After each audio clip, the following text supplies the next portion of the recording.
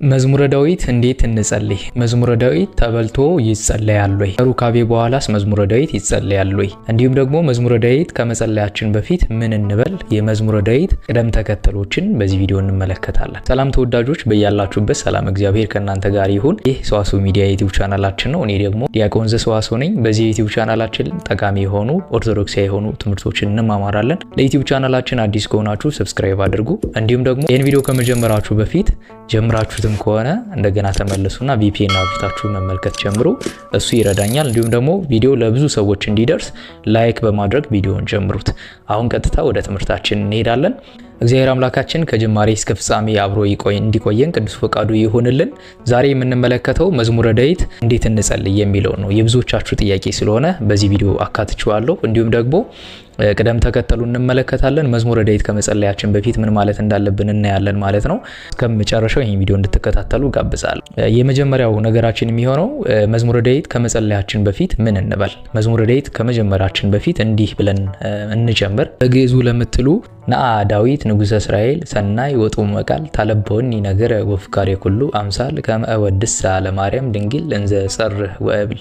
መዝሙረኛው የእስራኤል ንጉሥ ዳዊት ሆይ ወደኔና የዚህን ጣፋጭ የሆነ መዝሙር ቃል ትገልጽልኝና ታስረዳይ ዘንድ ሚስጥሩም ይገለጽልኝ ዘንድ እየጮኩና እየተናገርኩ ድንግል ማርያምንም አመሰግናት ዘንድ በማለት መጀመር ትችላላችሁ። ከዛ በኋላ ስብሐት ለአብ ወወልድ ወመንፈስ ቅዱስ ለዓለም ወለዓለም ዓለም ለአብ ለወልድ መንፈስ ቅዱስ ምስጋና ይገባል ዛሬም ዘወትርም ለዘላለሙ አሜን ብላችሁ መጀመር ትችላላችሁ፣ በአማርኛ ለምትሉ ማለት ነው።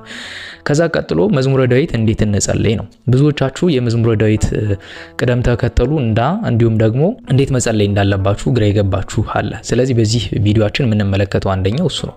መዝሙረ ዳዊት እንዴት እንጸልይ። መጀመሪያ መዝሙረ ዳዊት ከመጸለያችን በፊት ይሄንን ካልን በኋላ ቀጥታ የምንሄደው ጀማሪ ከሆናችሁ አሁን ለጀማሪዎች መጀመሪያ እናገራለሁ፣ ከዛ አሁን ላላችሁ ቅደም ተከተሉ እናገራለሁ ማለት ነው። ጀማሪ ከሆናችሁ ከዚህ በፊት ምንም አይነት መዝሙረ ዳዊት ጸልያችሁ የማታውቁ ከሆነ ከእንደ አዲስ የምትጀምሩ ከሆነ እንዲሁም ደግሞ ከዚህ በፊት ስትጸልዩ ቆይታችሁ እያቋረጣችሁ እየተቸገራችሁ ከሆነ በየዕለቱ 10 መዝሙረ ዳዊት በመጸለይ ጀምሩት። እንዳይበዛባችሁ ከስራ ጋርም ሊሆን ይችላል ከህይወታችሁ ወይም ደግሞ እንደ መጀመሪያም ከሆነ ሊከብዳችሁ ስለሚችል 10 መዝሙረ ዳዊት እያደረጋችሁ ወይም ደግሞ 10 መዝሙር እያደረጋችሁ በመለማመድ መጸለይ ትችላላችሁ። ስለዚህ እሱን እንዴት እናድርግ? የመጀመሪያው ለምሳሌ አንድ ሰው ዛሬ ዕለቱ ማክሰኞ ነው፣ ይሄንን ቪዲዮ የቀረጽኩላችሁ ከመጀመሪያው ጀምሮ ነው መጀመሪያ ያለበት። ፍካሬ ጻድቃን ወዛሃታን ወይም ደግሞ በክፎች ምክር ያልሄደ በኃጢአተኞች መንገድ ያልቆመ ከሚለው እዚህ ትጀምራላችሁ፣ አንድ ብላችሁ ማለት ነው። ስለዚህ አንድ ካላችሁ በኋላ እስከ 10ኛው መዝሙር ትሄዱና 10ኛውን ጸልያችሁ 11ኛው ላይ ታቆማላችሁ ማለት ነው።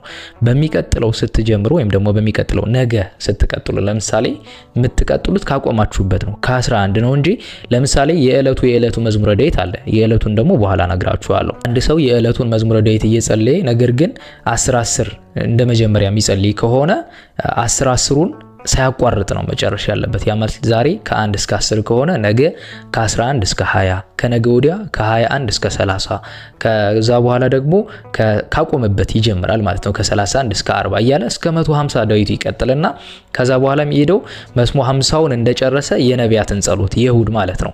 ስለዚህ የነቢያትንም ጸሎት ጨርሶ ይመለሳል። 15 ነው የነቢያት ጸሎት፣ እሱን አድርሶ ይመለሳል። ከዛ በኋላ እንግዲህ ወጣቶች የመጀመሪያ መኃልየ ሰሎሞንን መጸለይ ትችላላችሁ። ከዚህ በፊት ጸሎት አድርጋችሁ የምታውቁ ከሆነ፣ የማታውቁ ከሆነ ሚስጥሩ የማይገባችሁ ከሆነ ትንሽ ሚስጥሩ ወደ ሌላ ነገር ስጋዊ ነገር እንዳይመስልባችሁ መተው ትችላላችሁ። ለብዙ ጊዜ ለወጣቶች ስለማይመከር ነው ማለት ነው።